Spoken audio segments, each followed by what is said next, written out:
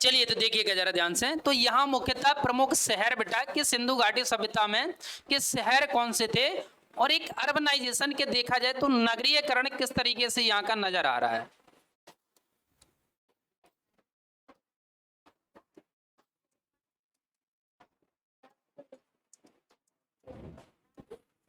देखिए बेटा, तो खुदाई के दौरान क्या बेटा प्रमुख नगर प्राप्त हुए, और इन नगरों का जो स्ट्रक्चर मिला, उन स्ट्रक्चर से पता चल रहा है कि यहाँ एक तरीका से कि गांव के अलावा, गांव तो कम नजर आए लेकिन वहां क्या बेटा शहर नजर आए, और शहर नजर आए तो ऐसा वहां का अनुमान लगाया जा रहा है कि लोग बाग भी अच्छी व्यवस्थाएं चलाते थे, अच्छे परिचित यहाँ इन चीजों से परिचित थे।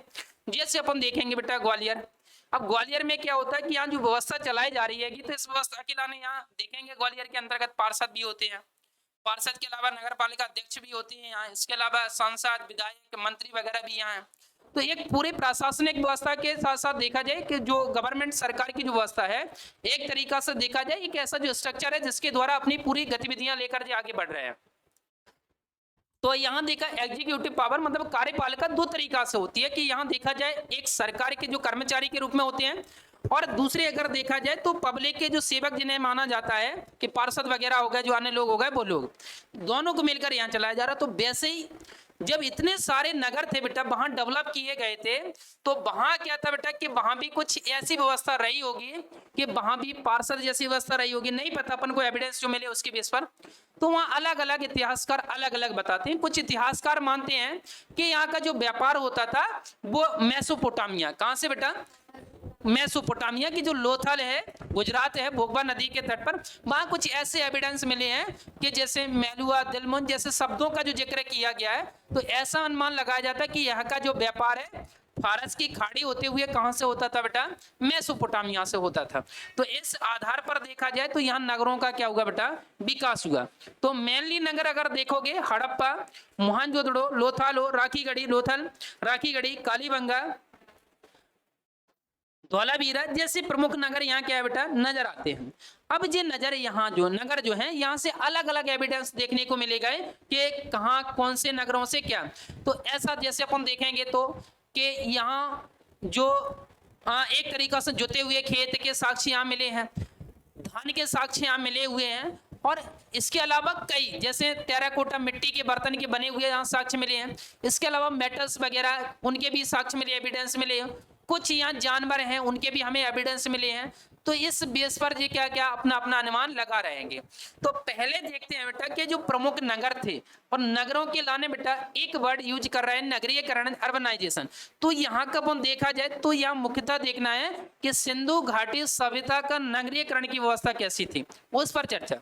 तो देखिए यहाँ के जो नगरों का जो विकास था, नगर कैसे बनाए गए थे। नगर को बेटा मुख्यतः दो भागों में डिवाइड किया गया था। जैसे एक था पूर्वी वाला नगर, और दूसरा कौन सा था बेटा, पश्चिमी नगर। अब यहां देखा जाए तो कुछ इनके जो व्यवस्थित करने का जो क्रम था वो कुछ अलग ही था इनका। जैसे आप देखोगे तो ईस्ट वाला जो पार्ट है बेटा, ईस्ट वाले पार्ट में जैसे मान लो कि इधर ये इंडस वैली है,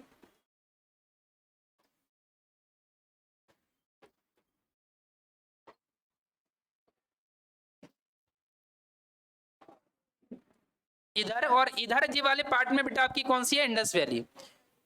यहाँ आप देखोगे तो इंडस रिवर यहाँ से निकलते हुए कहाँ चली जाती है बेटा, अरब सी, कौन सा है ये, अरब सागर, अरब सागर में चली जाती है। और इसके आसपास बेटा क्या हुआ, नगरों का विकास हुआ। क्या हुआ बेटा, नगरों का विकास हुआ। तो यहाँ बेटा देखो जरा ध्यान से, यहाँ एक अपना प्रश्न बनता है। प्रश्न क्या बनता है बेटा कि जितने भी जो सभ्यताएं हैं, जितने भी सभ्यताएं, इनका जो विकास हुआ, डेवलपमेंट हुआ, उन सब का कहाँ हुआ बेटा, नदी के किनारे। कहाँ हुआ बेटा, नदी के किनारे। तो क्वेश्चन ये है बेटा कि जितनी सारी जो सिविलाइजेशन बनाए गए हैं वो रिवर के किनारे ही क्यों डेवलप हैं, क्वेश्चन ये बनता है। तो ऐसे कौन से कारण है जिसके वजह से सारी सभ्यताएं नदी के किनारे। आप देखोगे फॉर एग्जांपल इंडस वैली हो गई, और इधर देखोगे आप मेसोपोटामिया, कौन सी बेटा, दजला और फरात नदियों के किनारे हो गई। चीन में आप देखोगे चाइना की जो रिवर है होंगो या येलो रिवर, पीली नदी है, वहां भी चीनी सभ्यता का निर्माण हुआ है। इधर आप अफ्रीका में देखोगे तो अफ्रीका में भी सभ्यता है, तो कौन सी नदी के किनारे है बेटा? नील नदी के किनारे। कौन सी? जितनी सारी सभ्यता हैं उन सभ्यताओं का विकास नदियों के किनारे क्यों होगा? तो इसके पीछे कुछ कारण जिम्मेदार हैं। देखो जैसे क्या है बेटा कि आप देखोगे नदी किनारे, क्या उस टाइम का जो इंसान था उसको बेसिक क्या जरूरत थी? खाने पीने की जरूरत है, तो खाने के लिए भोजन मिल जाए, पीने के लिए उसको पानी मिल जाए, और मनोरंजन के लाने उसको कुछ ऐसे मिल जावे जो उपकरण जिससे वो मनोरंजन कर सके। इन्हीं चीजों के बारे में जैसे फॉर एग्जाम्पल, एक तो नदी किनारे उसको आसानी से क्या मिल जाता था? पानी मिल जाता था या नहीं? पानी। अगर उसके पास पानी है तो एक तो इसकी प्यास बुझ रही, और दूसरी बात यह है कि इस पानी का जो उपयोग है वो किस में कर पाएगा बेटा? कृषि में। किस में बेटा? तो इसका मतलब है कि नदियों के किनारे पानी होने के वजह से आसपास के क्षेत्रों में आसानी से वो एग्रीकल्चर भी कर पा रहा है, और एग्रीकल्चर कर पा रहा है तो उसका प्रोडक्शन भी हो रहा है। तो एक कारण पानी हो गया, दूसरा कृषि हो गया। तीसरा कारण आप देखोगे तो यहाँ शिकार, क्या बेटा? हंटिंग वाला भी काम होता था कि लोग बाग क्या करते थे कि अब जैसे जंगल जाएंगे, जंगल में जानवर ना मिले, खरगोश कहाँ खोजे फिरेंगे, लेकिन उनको पता है जितने सारे जानवर हैं वो पानी पीने जरूर आएंगे, और उनका एक अड्डा होता था, मतलब एक जगह होती थी जहां जानवर पीने आते थे, वहीं छुप जाते थे। तीर या उससे रिलेटेड कोई भी उनके पास जो उपकरण हुआ करता था उससे मार देते थे। तो इसका मतलब है कि वो हंटिंग या जो शिकार करने का उनका जो ऑप्शन है उनको नदी किनारे क्या बेटा बड़ी आसानी से उनको मिल जाता था, और बड़ी आसानी से वो क्या कर पाते थे बेटा? शिकार कर पाते थे। अगला बेटा उपकरण, अगला स्टेप क्या होगा बेटा कि आप देखोगे कि जितने सारे जो डेवलप हुए उनके पीछे एक कारण और है। जैसे उनको कहीं जाना है, किसी भी एक स्थान से दूसरे स्थान पर जाना है, किसी दूसरे परिवार के पास जाना है, फैमिली रिलेशन के पास जाना है, तो इसके लाने ट्रांसपोर्ट सिस्टम पर कह सकते हैं कि वहां जो यातायात जो परिवहन परिवहन ट्रांसपोर्ट सिस्टम के रूप में वो किसका वो यूज कर सकते थे बेटा? बोट वगैरह। क्या बेटा? बोट वगैरह, नाव वगैरह उस पर डाली पानी में, और एक स्थान से दूसरे स्थान तक बड़ी आसानी से चले जा रहे हैं। ठीक है, तो वो वाली चीजें। या इसके अलावा अपन कह सकते हैं कि नदी वगैरह से उनको जैसे जो फिश वगैरह है, मछली वगैरह है, उनको बड़ी आसानी से मिल रही है, और भी चीजें बड़ी आसानी से मिल रही हैं।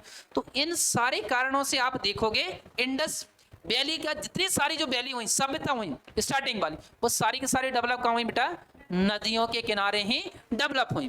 तो इन सारी चीजों से आप देख सकते होगे कि जितनी भी सारी सभ्यताएं हैं एक समय ऐसा था कि वो सारी की सारी डेवलप हो रही थी। और मेन आगे देखोगे आप तो इनका एक कारण और है बेटा फर्टाइल सॉइल या उपजाऊ भूमि। उपजाऊ भूमि के उपजाऊ मैदान उनको आसानी से क्या बेटा नदी किनारे बड़ी आसानी से मिल जाते थे, इस वजह से कृषि वगैरह आदि का वो क्या प्रोडक्शन वगैरह आसानी से कर पाते थे। तो इस आधार पर देखा जाए तो सिंधु घाटी सभ्यता के साथ साथ आप देखोगे मेसोपोटामिया की सभ्यता, या आप देखोगे या मिस्र की सभ्यता इजिप्ट वाली, या देखोगे चीन की सभ्यता, जितनी सारी सिविलाइजेशन डेवलप हो रही हैं उनके मेनली जो रीजन है वो सारे रीजन ये नजर आ रहे हैं। तो यहाँ तक ये वाला आपको समझ में आया होगा। यहाँ तक देखिए जरा ध्यान से, यहाँ बात चल रही बेटा किसकी? नगरीयकरण की, कि यहाँ नगर बने कैसे, मोहनजोदड़ो का निर्माण कैसे हो गया, धौलावीरा का निर्माण कैसे हो गया, राखी गढ़ी का निर्माण कैसे हो गया। तो इन सारे नगरों के बारे में तो देखो, यह सिंधु घाटी सभ्यता के जो लोग थे ऐसा माना जाता है कि देखो यहाँ आप देखोगे तो कुछ जैसे व्यापारी वर्ग, क्या बेटा व्यापारी वर्ग वगैरह रहा होगा, कुछ प्रशासनिक वर्ग,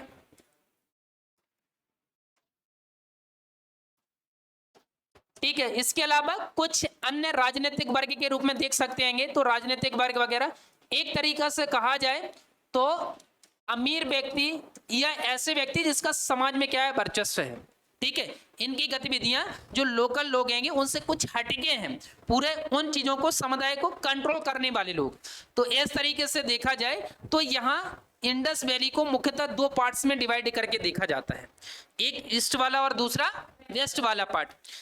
वेस्ट वाला जो पार्ट है इसको अपन कह सकते हैं एक सिटाडेल या दुर्ग, क्या बेटा दुर्ग के यहाँ जो निर्माण किए गए थे वो दुर्ग या किले जैसी चीजों का निर्माण।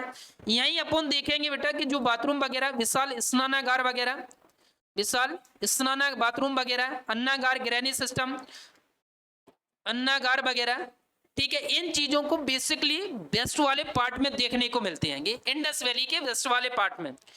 ईस्ट वाले पार्ट में आप देखोगे बेसिकली बेटा, इस वाले पार्ट में जन सामान्य के जो देखा जाए आम व्यक्ति हैं, नॉर्मल लोग हैंगे, तो जन सामान्य व्यक्ति इधर नजर आते हैं, और इन्हीं के बेटा आवास नजर आते हैं, हैबिटेट्स के मकान वगैरह, ये लोग कहाँ पूर्व में रहा करते थे इन सारे। इसके अलावा ऐसे व्यक्ति जो कृषि रिलेटेड या अपन कह सकते हैं कि मजदूरी वर्ग का जो काम करते हैं, तो मजदूरी वर्ग वगैरह वाले, ठीक है, वो सब लोग काम बेटा ईस्ट वाले पार्ट में रहने का काम करते थे। तो इसका कारण जैसे मान के चलो बेटा कि यहाँ कौन है जी, इंडस वैली, तो यहाँ जैसे मान के चलो इसको डिवाइड करें तो जी कौन सा हो गया ईस्ट वाला पार्ट, और जी वाला कौन सा हो गया वेस्ट वाला पार्ट। तो नदी के किनारे वाला जो पार्ट है बेसिकली उस पार्ट के अंतर्गत क्या होता था कि जिन नदी के पास में है, और नदी के पास में है तो यहाँ फर्टाइल सॉइल आसानी से उन लोगों को मिल जाएगी, तो कृषिगत गतिविधियां कर पाएंगे, वो वहीं आसानी से रह पाएंगे, छोटे मोटे अपने काम कर लेंगे। और जब भी बाढ़ आएगी तो सबसे पहले शिकार कौन होंगे बेटा, ये लोग होंगे। और जो व्यक्ति अमीर व्यक्ति हैं, वणिक वर्ग है, अन्न वर्ग है, ये ऊपर वाले में है, और इनकी बेटा नदी वाले पार्ट से ऊंचाई भी हुआ करती थी, जिससे क्या हो बेटा, ऊंचाई के साथ साथ क्या हो, जब पानी ना डूबे इनमें। तो जो एक कहा जाता है ना कि जो अमीर या बुद्धिमान जो वर्ग हैं वो अपने आप को सुरक्षा प्रदान करने का काम करते थे। तो इस आधार पर कुछ एविडेंस देखे गए, और उस एविडेंस के आधार पर ऐसा मान लिया गया कि जो वर्ग है वो देखा जाए वेस्ट वाले पार्ट में या इन सबसे ऊपर एरिया जो है अपने आप को सुरक्षा के लाने ऊपर रखा करते थे, और अपने आप एक उनको क्या बेटा समुदाय के रूप में एक उनको सर्विस या उनके लाने उन पर कंट्रोल नियंत्रण या उन पर प्रशासनिक व्यवस्था बनाए रखने का काम करते थे। तो इस तरीके से बेसिकली देखा जाए तो इंडस वैली के नगर इस तरीके से डेवलप किए गए थे, इस तरीके से स्ट्रक्चर बनाया गया था जिससे किसी प्रकार की वहां अव्यवस्था ना फैले। तो बेसिकली इसको दो पार्ट्स में देखा जाता। इसके अलावा और क्या है यहाँ, तो देखो जरा ध्यान से कि यहाँ का नगरीयकरण कैसा आता, अर्बनाइजेशन, नगरीयकरण किस तरीके से नजर आता है। अब देखिए बेटा जैसे मोहनजोदड़ो हो गया, तो बेसिकली अगर ये मोहनजोदड़ो या अन्य नगर होगा वहां स्ट्रक्चर कैसा नजर आता है। देखो पहले तो क्या है कि यहाँ जो नगर बनाए जा रहे हैं वो नगरों को जो ग्रिड पैटर्न, क्या बेटा ग्रिड पैटर्न पर डेवलप किया जा रहा है। तो यहाँ पहले तो आता है ग्रिड पैटर्न, ये अपन कहा जाए ग्रिड पैटर्न के साथ साथ अपन देख सकते हैं कि वर्गाकार के रूप में, क्या बेटा वर्गाकार के रूप में, आयताकार या वर्गाकार के रूप में, ये अपन कह सकते हैं चेस बोर्ड जो होता है ना, अपने चेस बोर्ड जो पैटर्न होता है ना, जो अपन चेस गेम वगैरह नहीं खेलते, तो उस टाइप से इसको डेवलप किया गया। अब डेवलप कैसे किया गया, इस तरीके से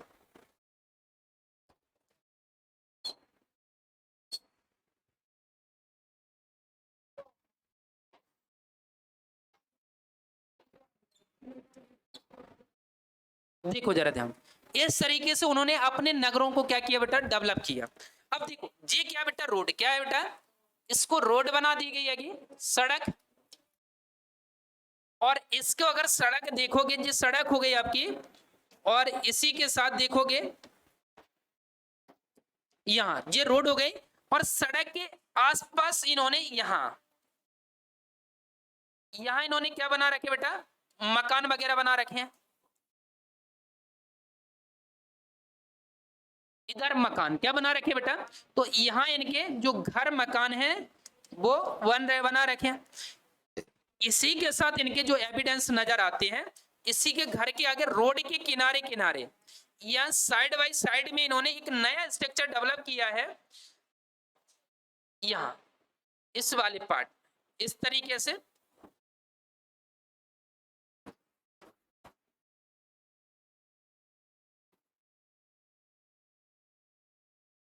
तरीके से इन्होंने रोड के किनारे किनारे बेटा क्या बनाई, नालियां, जो सीवेज लाइन है वो यहाँ देखने को मिलती है।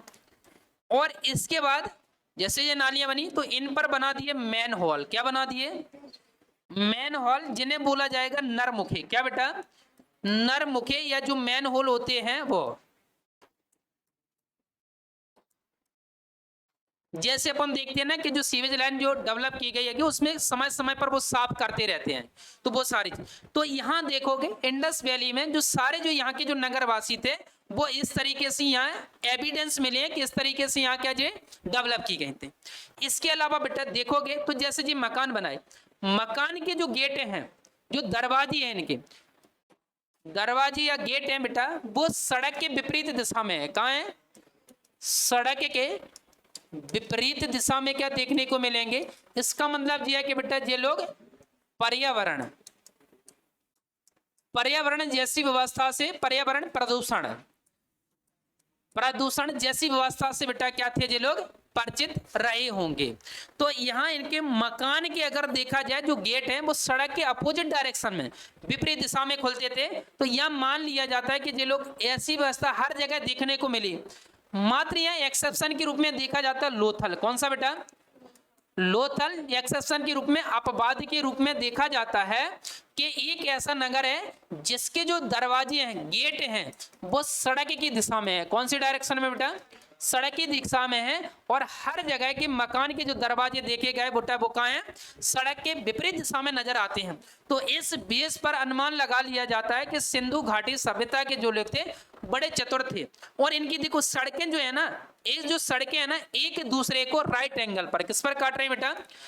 Right angle. राइट एंगल का मतलब है बेटा समकोण। किस पर बेटा? समकोण पर एक दूसरे को क्या कर रहे हैं बेटा? ये काट रहे हैं। तो आप देखोगे इनकी सड़कें मुख्यतः क्या आती हैं? एक दूसरे को 90 डिग्री एंगल पर काटने का काम करती हैं। इसी के साथ इनकी जो मकान हैं, और इन मकानों में बेटा इन्होंने बढ़िया से व्यवस्था, इन्होंने जो ब्रिक्स वगैरह हैं, बरंट ब्रिक्स मतलब पक्की ईंटें हैं, तो इन्होंने इनमें जो प्रयोग किया बेटा वो किसका बेटा? पक्की ईंटों का, ब्रिक्स वगैरह का इन्होंने क्या किया बेटा? प्रयोग भी किया है। अगर देखोगे आप ब्रिक्स वगैरह तो इन वृक्षों को जो बनाया गया, ईंटों को बनाया गया, उनका रेशियो है 4:2:1। कितना रेशियो है बेटा? 4 रेशियो। लंबाई चौड़ाई ऊंचाई का इनका जो रेशियो है कितना है बेटा? 4:2 में इन्होंने क्या किया है? ईंटें भी इन्होंने डेवलप की है। तो इस बेस के आधार पर इन्हों का मान लिया जाता है कि यहाँ का जो नगरीयकरण है, अर्बनाइजेशन है, वो बहुत बेहतर है। तो इसी बेस पर, इसी को ध्यान में रखते हुए भारत सरकार ने अपनी एक योजना चलाई थी बेटा। क्या? एक योजना चलाई थी स्मार्ट सिटी। कौन सी चलाई थी बेटा? Smart city. और स्मार्ट सिटी योजना को जो चलाया गया बेटा वो सिंधु घाटी सभ्यता से इंस्पायर होकर, किससे? सिंधु घाटी सभ्यता से इंस्पायर होकर क्या चलाया गया बेटा? Smart city. और इसी बेस पर बेटा देखा जाए तो जो नगर जो विकसित किए जा रहे हैं वो क्या इसी बेस पर विकसित किए जा रहे हैं। तो इस वजह से यहाँ जो इतिहास है, इतिहास से हम बहुत सारी चीजें सीखते हैं कि कौन सी चीज सही है और कौन सी चीज गलत है, कौन सी चीज हमारे लाभदायक है और कौन सी चीज नहीं है।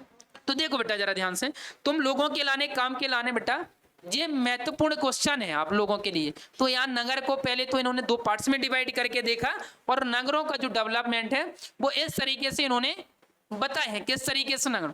तो इनको पॉइंट बनाना कि 1 पॉइंट में क्या लिखना, नालियां कैसी थी इनको बताना है, जो सड़क वगैरह थी वो राइट एंगल पर काटती थी, मकान विपरीत दिशा में, ईंटों का रेशियो क्या था। तो ये सब तुम्हें एग्जाम में पूछा जाएगा कि सिंधु घाटी सभ्यता के नगरीयकरण पर विचार दीजिएगा या नगरीयकरण को परिभाषित कीजिएगा, किस तरीके से वहां नगर डेवलप किए जाएंगे। तो ये क्वेश्चन आपसे क्या अर्बनाइजेशन को लेकर क्वेश्चन बनता है, और यहाँ का इंडस वैली का सर्वाधिक इंपोर्टेंट सबसे महत्वपूर्ण क्वेश्चन माना जाता है, और बेसिकली यहाँ से हर बार क्वेश्चन निकलता है।